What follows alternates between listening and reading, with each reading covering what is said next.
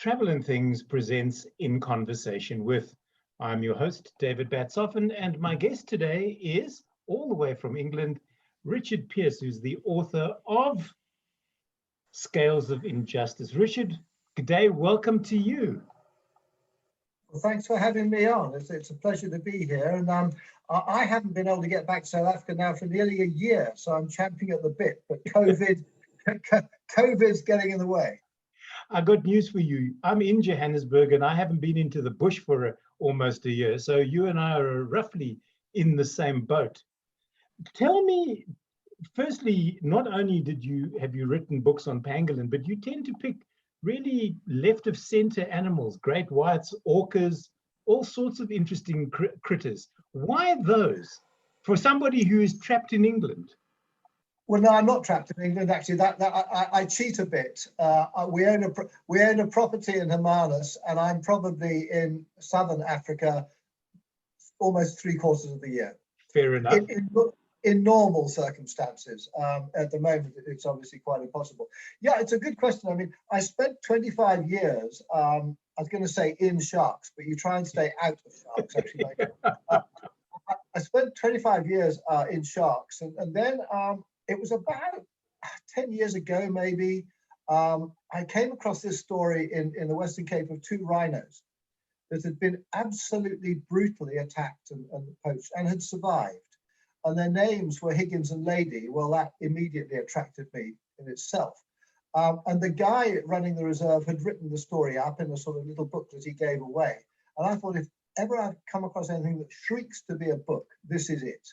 Because it had everything. It had drama, sadness, desperation. At the end, they're fine. They haven't got. They look like hippos now, not rhinos. They've got.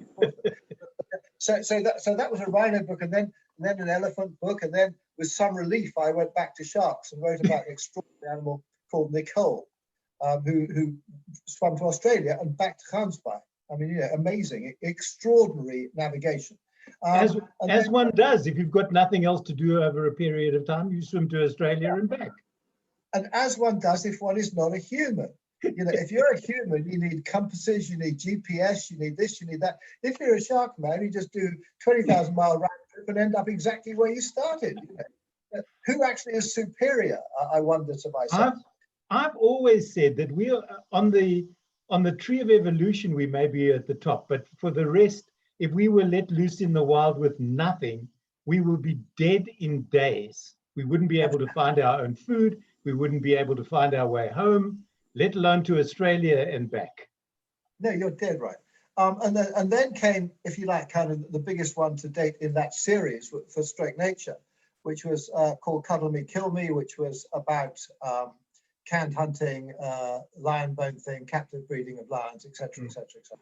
And that really took me over, actually, and that has ended up being made into a major film, which is just about to be released. And then again, some release, back to the sea, back to orcas, and then pangolins. And I tend to do what my wife tells me. She says, "Did you know these are the most trafficked mammals on the planet? You'd better write a book." Yes, darling. And he has. And the book has been published by Straight Nature, which publishes some wonderful, wonderful nature titles. It really and truly does. So let's go to the very beginning, as Mary Poppins said, which is a very good place to start. Why do you believe this is the most trafficked animal in the world, Richard? Well, it's all demand. And one of my big hobby horses is that, should we be tackling supply or should we be tackling demand? I think the easier of the two in many ways is probably to try and tackle demand. Right. If you kill demand, then there's no reason for a supply. So why are they the most trafficked down in the world? Because of demand. That demand comes from Southeast Asia and China, which is another reason that I'm keen to do it, because it's not as if you're tackling like a global problem. It's one area of the world to target. And, I don't think we should sort of blame Southeast Asians and Chinese, because what they're doing is that they're following a tradition that's gone on for hundreds, thousands of years. Yeah. There needs to be a whole campaign to sort of make them aware and so on and so forth. So why? It's just demand. It's demand, demand, demand. And we mustn't forget that nearly 1 in 5 people on the planet is Chinese. And I remember giving some shark awards away in Beijing about 8-10 years ago now. The British ambassador telling me that at the end of another 15 years, there would be 200 million more consumers, middle class than now. So how the market is just, just becoming bigger all the time. And they want the luxuries. They want rhino horn, they want pangolin scales, etc., etc. What are pangolins? We know rhino horn was originally an aphrodisiac, purportedly, and then went on to be a cure for cancer because some particular person in a position of authority had spoken out. What are pangolin scales used for? Pretty similar, actually. In theory, they can be an aphrodisiac. They can treat stomach ailments, cancer. Yes, that's another one. I think it's a whole range of things. I mean, what actually fascinates me more, funnily enough, are the uses in Africa. And it's funny, if you've got to divide things into sort of legitimate and illegitimate, I've always thought that uses in tribal Africa are sort of defensible in a way.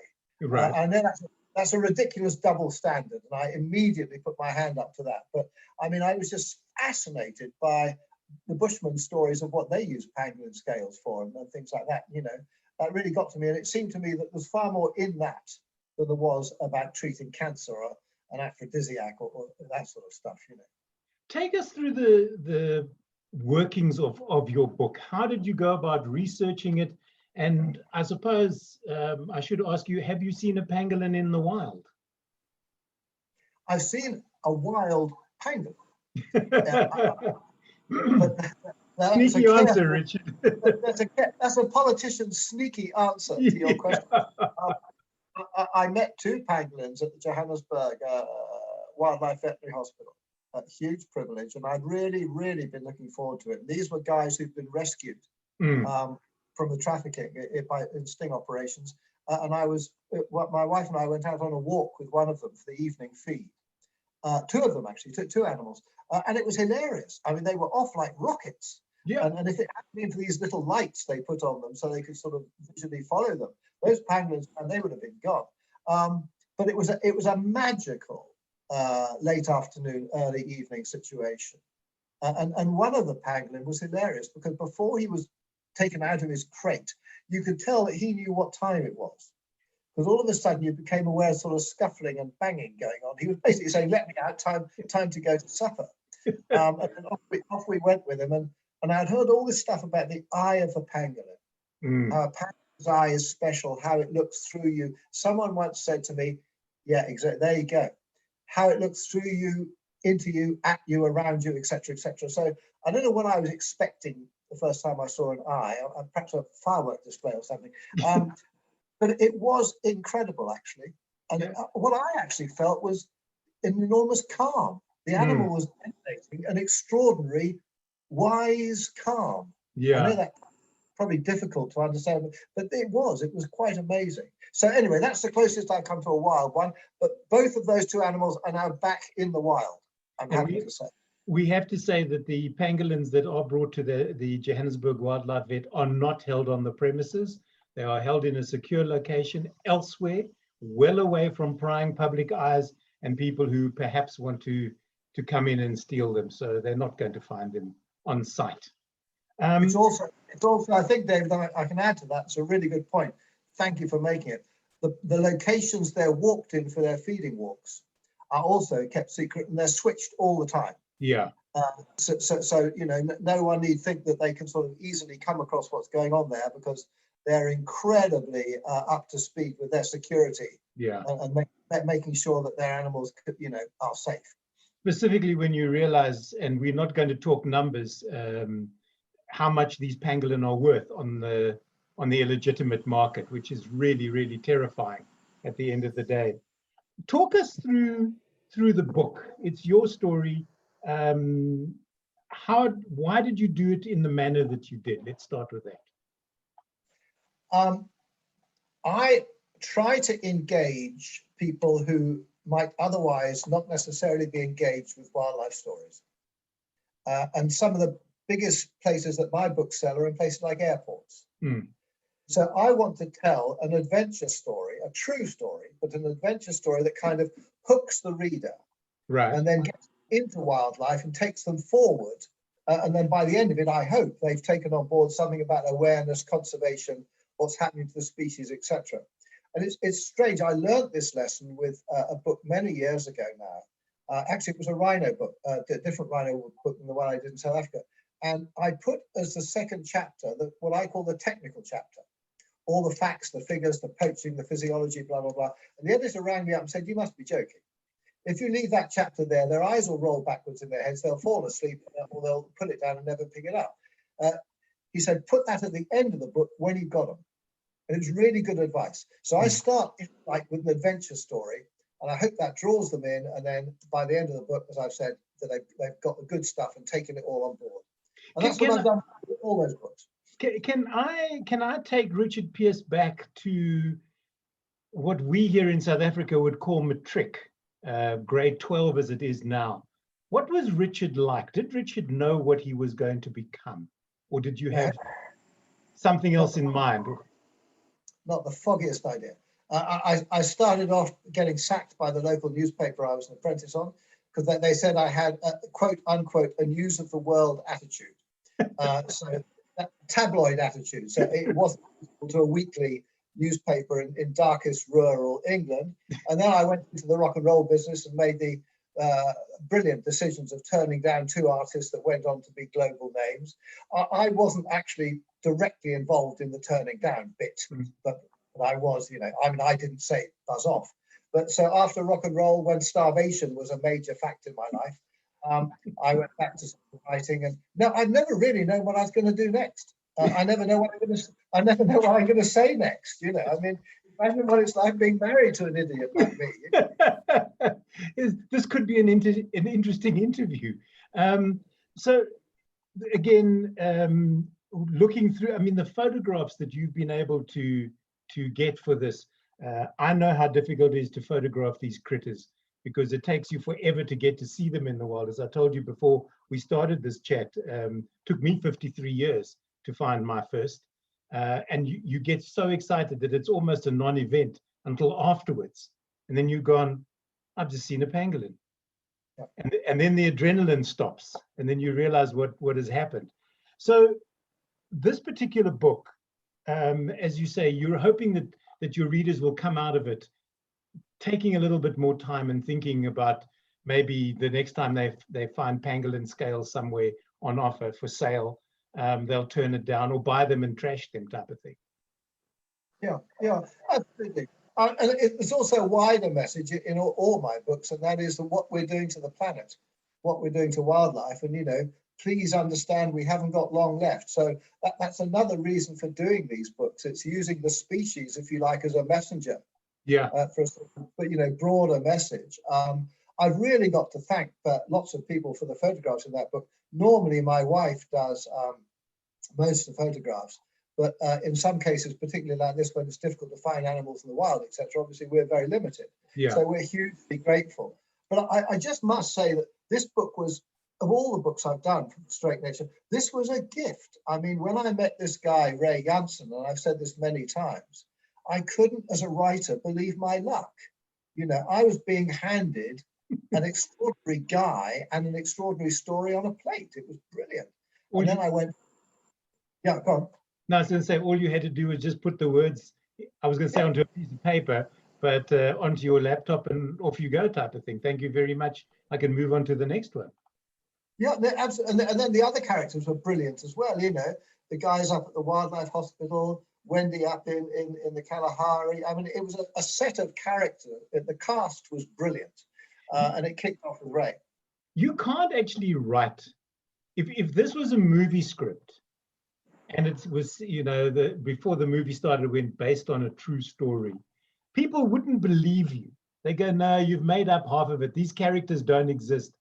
People don't realize, like setting up stings in order to catch these traffickers. These are people who have big money invested and to whom human lives don't really matter.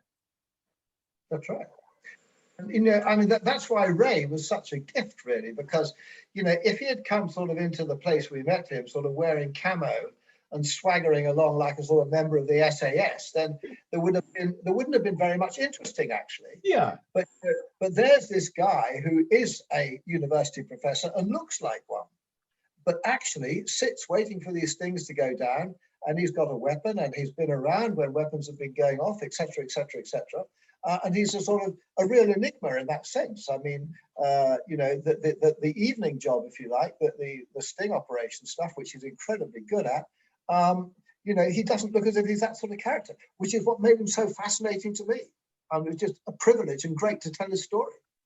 And then, of course, once these animals are removed from the poachers, they go through rehab. And again, we mentioned them earlier, the people at the wildlife vet do extraordinary work with these creatures, bringing them back, because the majority of them seem to be female who are pregnant when they're caught. So not only are they being really badly mishandled, because the poachers are not really interested in keeping them alive. They they want the meat and they want the scale. So the animal itself, I want to almost say, is worthless in inverted commas. It's only worth something dead. They don't need to sell it alive. But the vets are able to bring the mothers back, raise the pups, and then release not one but two back into the wild. Yeah, absolutely. The dedication of these guys is extraordinary. The sort of passion and the compassion. I mean, you go up to that place and you see Nicky and you see Karen and people. I mean, they're superheroes as well. Lisa Highwood up in Zim and stuff. I mean, that's another good thing about writing these books, actually, because these are not normally people who step forward into the limelight. So they're not really recognized that much. Yeah. And as long as they approve of the way I do it, then it's a privilege as well to be able to put them out there and actually say just two little words, actually to say thank you. Yeah, we all should say thank you, We should indeed, because without those sort of people, firstly, this wouldn't have happened, and it definitely would have been scales of injustice. And the wild population of the pangolin would be a lot less. Were there parts of this story that moved you, or by extension moved your wife? Yeah, I think it's on various levels, actually. My wife wasn't with me when we were in Southeast Asia. So the moving there happened in the fact I just got bloody angry. You can walk in off the street, you or I, white Westerner, tourists, with no special code words, passwords, or anything else, introductions, and you get offered pangolin to eat for dinner, and they're completely illegal. You walk around markets and these scales are on display. And this made me very angry because, there are international bodies like CITES, and these countries have signed up to them. Well, look, if I can find this stuff easily, then so can the police. Yeah. So can law enforcement. So, not much effort is being made to enforce what they've signed up to. And when it's any species, it's bad. But when it's rapidly moving towards being very endangered in many places, it's beyond bad. So, yes, the emotion of anger, movement of anger came out there. And there's the magic as well. Up in the Kalahari, listening to the Bushman, that's the sort of other side of the coin. Him talking about pangolins. These guys are real to him. And, he says, they're his friends. He meant it. And they walk with the wind. And you get goose pimples. You say, my gosh, he tells you stories about them as through his life, Right. Amazing. So the whole gamut of emotions and being moved in different directions happened. So just quite extraordinary. Wendy up in the Kalahari at Swallow, she took me looking for one day. We tracked it by telemetry. And I didn't see a pangolin. It was just exciting to be above the hole we knew it was in. Yeah. I reckon if I'd had a heart monitor on, my heart rate would have gone up, Are you sure? I was going to say, are you sure it wasn't your heart that was on the telemetry rather than the pangolin that was setting it off? Or maybe she just walked me up a hill and she's younger and faster than me, and so that's what happened. But no, it was a great book from that point of view, and huge fun, amazing highs and lows. They're all fantastic, but in terms of me as an experience, but this one was a bit special in lots of ways. It's interesting that you mentioned that about telemetry. People think if you put a collar or a tag on an animal, release it into the wild, you can just take your antenna, walk into the bush, switch it on, and the animal will fall into your lap. And that's, as you discovered, it's in a hole, it's not coming out.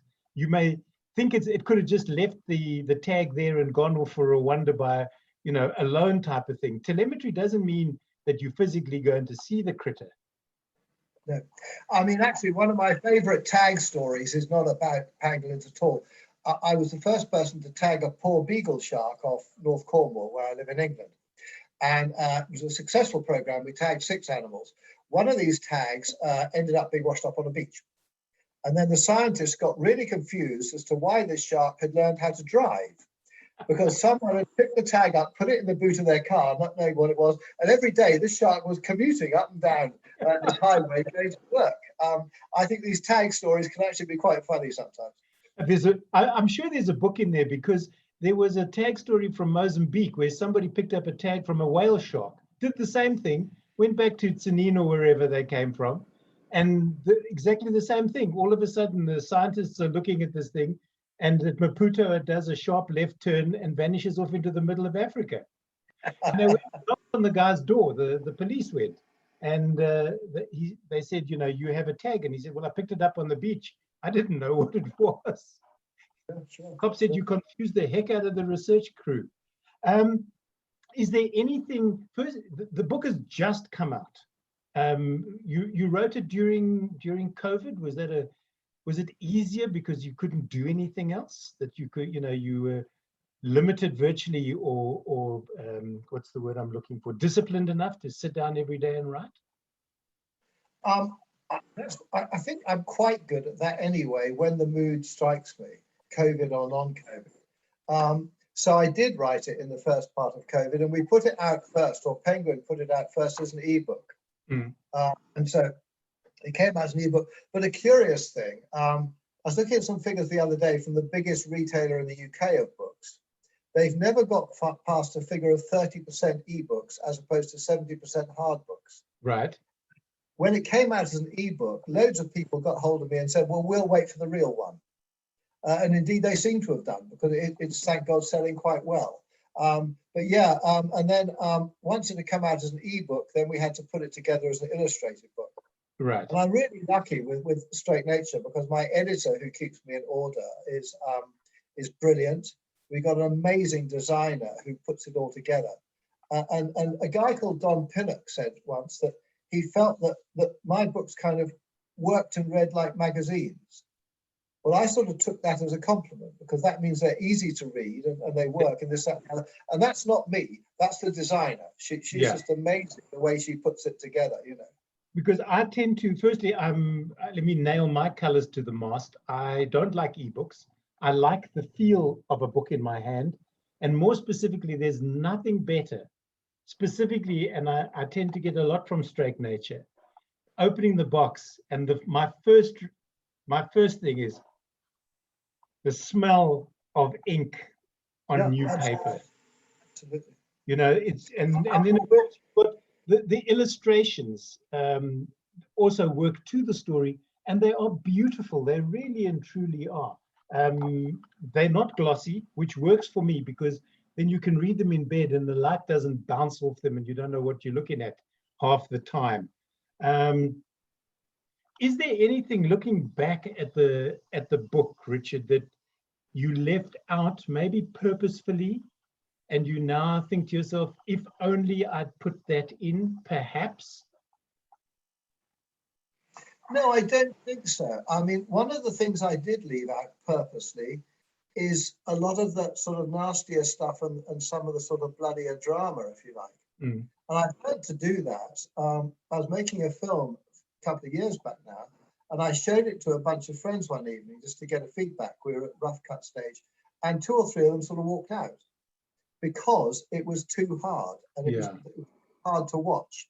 And I realized there's no point if you're trying to get a message across in losing your audience. Yeah. So I deliberately, that book could have been an awful lot rougher and tougher, but I think it works as it is. And there's no point in doing that and people turning the page quickly and saying, I can't read any more of this. Yeah. So, the answer is no, I didn't leave out anything that I wish had gone in subsequently. No.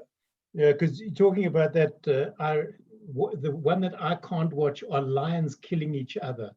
When the males fight for territory, and you've got one old male against 6 or 7 youngsters who basically rip him to pieces. I'm not able to sit through those videos. I feel so terribly sad. And I know it's nature. I'm anthropomorphizing the lion. It's their job. It's what they do. But it's difficult to watch. And I should imagine, and looking at those examples, finding pangolin in what used to be a bucket made for beer, you know, if you're going to poach something, at the end of the day, look after the animal to make sure that you get the money that you're expecting to get for it. Yeah, I mean, no, absolutely right. I mean, I was so lucky through Ray and the others to come across the story of Zambezi, because that means that you can tell a real story of a real animal, and then he's back in the wild again. So, you know, it's good news. At the end of the I day, wanted you, yeah, I was waiting for you to circle around to Zambezi. I want you to tell his story. Well, Zambezi was rescued by Ray in a sting operation. And then he went to the veterinary hospital and he was rehabilitated. And then he was released onto a reserve in Zululand. I think it's the first reintroduction, can't remember, but several decades. So they've become locally extinct. And so now they're there again because of releases from the traffic trade. Right. And so it's a great story, you know. I mean, he's gone from abject misery and nearly losing his life to being free again and repopulating an area from which his species had disappeared. What could be better than that? You know, it's fantastic. Yeah, living the life of Riley almost, but it's always of interest to me. You know, rhino, for instance, to stop the poachers, you can let them have armed guards because the guards can see them. You can't put out an armed guard with every pangolin because half the time you don't know where they are. That's right. You're right. I mean, one of the things I think that I try to get across in the books as well is scales of injustice. The person who does the initial poaching is almost as much of a victim as the animal he's poaching. Yeah. Because this is African in the poverty trap. And it's actually based on a real family in southern Zim that I heard about and had described to me. And, you know, you or I, David, we'd do the same. If we had to buy medicine for our child, food for our family, etc., etc., etc., and we thought we could get away with it, and all we're doing is picking up an animal and giving it to someone else, we'd do the same. And so that's kind of, you know, there's so much injustice at every level. Yeah. The guys I'm after are the sort of fat cats down track, you know, making the big profits and basically abusing the pangolin and the poachers at the bottom level. That's exactly it. And they, of course, distance themselves very nicely. There's lots of layers in between them and what's happening on the ground. Scales of Injustice, it's written by Richard Peirce. It's published by Strake Nature. It is available, as they used to say, in all good bookstores. It's also available online, I should imagine. People can order the book or the ebook. Richard, before I say goodbye and thank you, what is next for you? Do you know, or is it your wife's going to walk into the study and go, you're writing a book on? I mean, I know what I think is next, but you know, I've just started an adventure novel, which is again set in South Africa. The next animal one is going to be leopards, set in the Kalahari. And we've just finished this big film project, which is mega exciting. And it's called Lions, Bones and Bullets. And it basically looks at lion farming in South Africa. Where is that going to be released? There's a whole team of guys working on it now. I'm not being evasive, but I mean, I'd tell you if I knew, but I don't. Okay. It's not a simple matter anymore of, you know, sell it to local TV or this, that, and the other. I mean, the internet's changed the world in every way. And we've now got Netflix, we've got Amazon, we've got this. There's so many options, so many different things. So the marketing distribution team are working on maximizing that. I think we've got a world premiere coming up, but again, that's towards the end of June. Okay. But if any guys watching this want to check it out, just Google Lions, Bones, Bullets film, and the website was actually launched this morning at 11 a.m. Ah, there we go. So they And can. so they can find out what's happening with the film and everything on that website, and that will indeed tell everyone when it's being screened and where. Great stuff. There's no reason for them not to find to go and look it up. I've been chatting. This has been In Conversation With. I'm David Batsoffen. I've been chatting to the author of Pangolin, Scales of Injustice, Richard Peirce. As we said, it's produced or published by Straight Nature. Richard, thank you so very much for taking time out to chat to me. No, thank you very much. It's been great fun. I hope it has for you.